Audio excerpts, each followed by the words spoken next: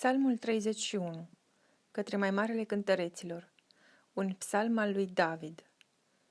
Doamne, în Tine mă încred, să nu fiu dat de rușine niciodată. Izbăvește-mă în dreptatea Ta, pleacă-ți urechea spre mine și grăbește de mi-ajută. Fii pentru mine o stâncă ocrotitoare, o cetățuie unde să-mi găsesc scăparea. Căci Tu ești stânca mea, cetățuia mea, și pentru numele Tău mă vei povățui și mă vei călăuzi. Scoate-mă din lațul pe care mi l-au întins vrăjmașii, căci Tu ești ocrotitorul meu. În mâinile Tale mi încredințez Duhul.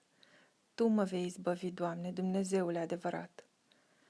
Eu urăsc pe cei ce se lipesc de idolii deșerți și mă încred în Domnul. Fă-mă să mă veselesc și să mă bucur de îndurarea Ta, căci vezi ticăloșia mea, știi neliniștea sufletului meu și nu mă vei da în mâinile vrăjmașului, ci îmi vei pune picioarele la loc larg. Ai milă de mine, Doamne, căci sunt în strâmtorare. Fața, sufletul și trupul mi s-au topit de întristare. Mi se sfârșește viața în durere și ani în suspinuri. Mi s-au slăit puterile, din pricina fără de legii mele și îmi putrezesc oasele.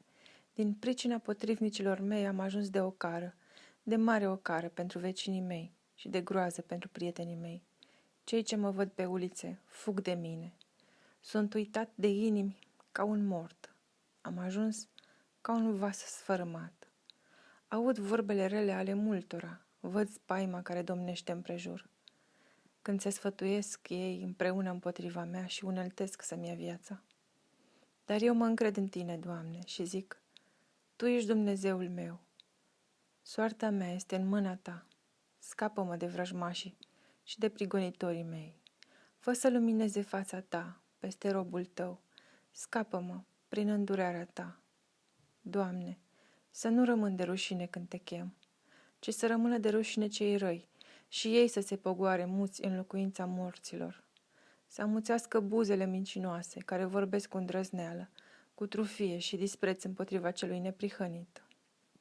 O, cât de mare este bunătatea Ta pe care o păstrezi pentru cei ce se tem de Tine și pe care o arăți celor ce se încred în Tine, în fața fiilor oamenilor.